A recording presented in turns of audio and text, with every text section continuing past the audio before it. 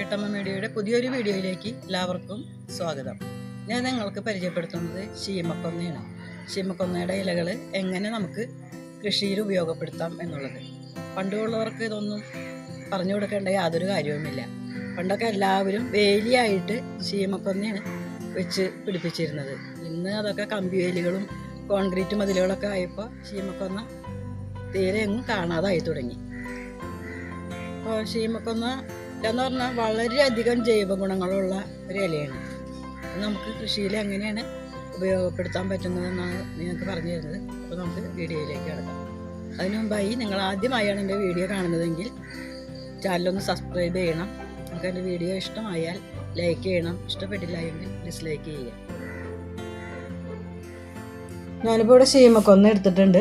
നമുക്കിത് പച്ചക്കറി കൃഷി ചെയ്യുമ്പോൾ മണ്ണിലായാലും ചെടിച്ചട്ടിയിലോ അല്ലെങ്കിൽ ഗ്രോ ബാഗിലൊക്കെ ചെടി നട്ടിട്ടുണ്ടെങ്കിൽ അതിന് പൊത ഇട്ട് കൊടുക്കാൻ വളരെ നല്ലതാണ്. അപ്പോൾ സൂര്യപ്രകാശം ചെടിയുടെ ചൂട്ടിൽ നേരിട്ട് പതിക്കുന്നത് തടയുകയും അതുപോലെ തന്നെ നിമാവിരകളുടെയൊക്കെ ഉപദ്രവം കുറയ്ക്കാനായിട്ട് ഇത് പൊതയിടുന്നത് വളരെ നല്ലതാണ്.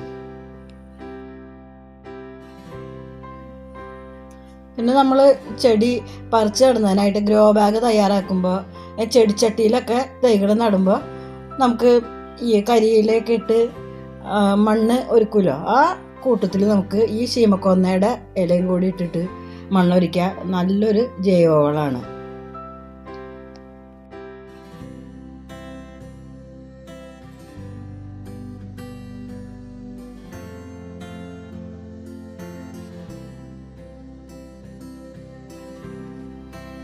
ഇത് മണ്ണിൽ കിടന്ന് അവിഞ്ഞിട്ട് നല്ല വളമായിട്ട് മാറും. പിന്നെ നമ്മൾ പച്ചക്കറികൾക്കൊക്കെ വളം ചെയ്യുമ്പോൾ നമുക്ക് പച്ചച്ചാണകവും അതേപോലെ ശീമക്കൊന്നയുടെ ഇലയും ചേർത്ത് വളമായിട്ട് നൽകുകയാണെങ്കിൽ അതിൻ്റെ വളർച്ച വളരെ വേഗത്തിലാവുകയും അതുപോലെ തന്നെ ധാരാളം കായ്കളൊക്കെ ഉണ്ടാവുകയും ചെയ്യും. അതുപോലെ തന്നെ നമുക്ക് ഉണങ്ങിയ ചാണകപ്പൊടിയും ചാരവും ശീമക്കൊന്നയുടെ ഇലയും ചേർത്തും ഇതുപോലെ തന്നെ വളം ചെയ്താൽ നല്ല കരുത്തോടെ ചെടികൾ വളരുകയും ധാരാളം കായ്ഫലം ഉണ്ടാവുകയും ചെയ്യും. വളം ചെയ്യുമ്പോൾ നമ്മൾ എപ്പോഴായാലും അതിൻ്റെ ചൂടൊക്കെ ഒന്ന് ഇളക്കി കൊടുത്തിട്ട് വേണം വളം ചെയ്യാനായിട്ട്. ഇത് നമുക്ക് വാഴയ്ക്കോ തെങ്ങിനോ അതുപോലെ തന്നെ എല്ലാ പൂച്ചെടികൾക്കും പച്ചക്കറികൾക്കൊക്കെ ഇട്ട് കൊടുക്കാവുന്നതാണ്. ശീമക്കൊന്ന നട്ടുപിടിപ്പിക്കുന്നതിന് വളരെ എളുപ്പമാണ്. മഴയുള്ള സമയത്താണെങ്കിൽ അതിൻ്റെ ഒരു കമ്പ് നട്ടു കൊടുത്താൽ മതി. അത് വളരെ വേഗം വളർന്നിട്ട് അതിൻ്റെ ശിഖരങ്ങളൊക്കെ ആയിക്കോളും. എല്ലാ ചെടികളുടെയും മരങ്ങളുടെയും ഇലകൾ ജീർണിച്ചു കഴിഞ്ഞാൽ നല്ല വളമാണ്. ശീമക്കൊന്ന പോലുള്ള പച്ചിലകൾ കീടനാശിനി സ്വഭാവവും പുലർത്തുന്നതുമാണ്. ഇനി ശീമക്കൊന്ന കൊണ്ട് നമുക്ക് ഒരു അടിപൊളി കീടനാശിനി ഉണ്ടാക്കാം. അപ്പോൾ അതെങ്ങനെയാണെന്ന് പറഞ്ഞുതരാം. അപ്പോൾ അതിനായിട്ട് ഞാനിവിടെ ഒരു ഒഴിഞ്ഞ ടിന്നെടുത്തിട്ടുണ്ട്, നല്ല എയർ ടൈറ്റ് ആയിട്ടുള്ളത്. അതിലേക്ക് നമുക്കൊരു 4-5 കതിർപ്പ് കൊന്നയുടെ ഇല ഇങ്ങനെ ഉതിർത്ത് ഇടാം.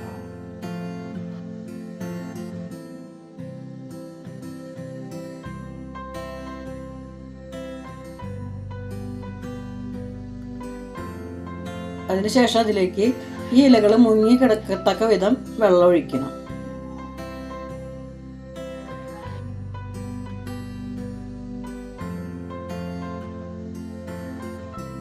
ഇനി നമുക്ക് നന്നായിട്ട് അടച്ച് ഒരു 4-5 ദിവസം വെക്കാം. അപ്പോൾ നമ്മൾ ഇത് വെയിലേൽക്കുന്ന സ്ഥലത്ത് വെക്കരുത്, ഒരു തണലത്ത് വെക്കണം. ഇപ്പോൾ 4 ദിവസം കഴിഞ്ഞിട്ടുണ്ട്. നമുക്ക് ഇനി ഇത് ഒന്ന് തുറന്നു നോക്കാം.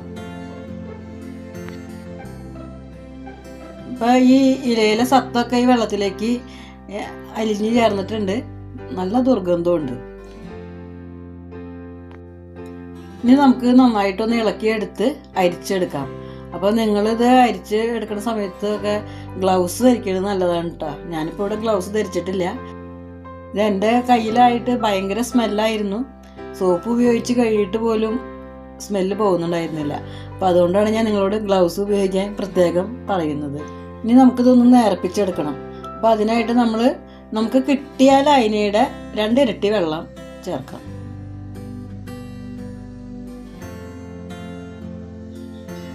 ഇനി നമുക്കിത് സ്പ്രേ ബോട്ടിലേക്ക് പകർത്തിയിട്ട് ചെടികളിലൊക്കെ സ്പ്രേ ചെയ്ത് കൊടുക്കാം.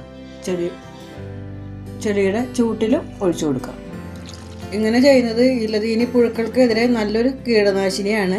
അതോടൊപ്പം നമ്മൾ ചൂട്ടിൽ ഒഴിച്ചു കൊടുക്കുന്നത് കൊണ്ട് ചെടികളുടെ നല്ല വളർച്ചയ്ക്കും സഹായിക്കുന്നുണ്ട്. മുമ്പ് ഞാൻ പപ്പായയുടെ ഇല വെച്ചിട്ടൊരു വീഡിയോ ചെയ്തിരുന്നു. അപ്പോൾ പലർക്കും പപ്പായയുടെ ഇല കിട്ടാനില്ല എന്ന് പറഞ്ഞു. അപ്പോൾ അങ്ങനെയുള്ളവർക്ക് ഈ ശീമക്കൊന്നയുടെ ഇല വെച്ചിട്ട് ഈ കീടനാശിനി ഉണ്ടാക്കാം.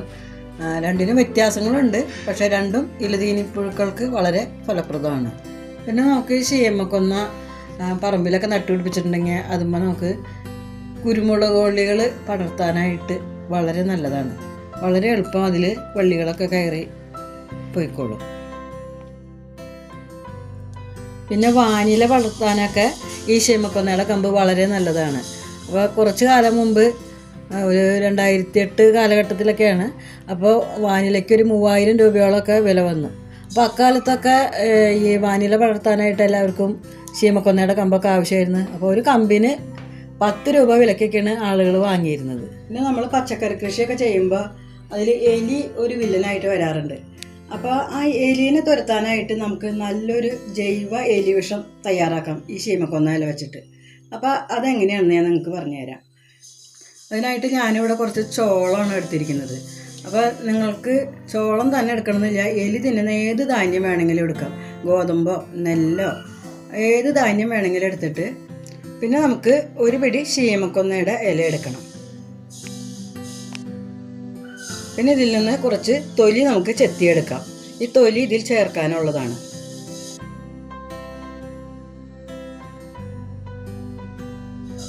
ഇനി നമുക്ക് ഈ ചോളവും അതുപോലെ തന്നെ ഈ ശീമക്കൊന്നയുടെ തൊലിയും ഇലയും കൂടിയിട്ടൊന്ന് വേവിച്ചെടുക്കണം.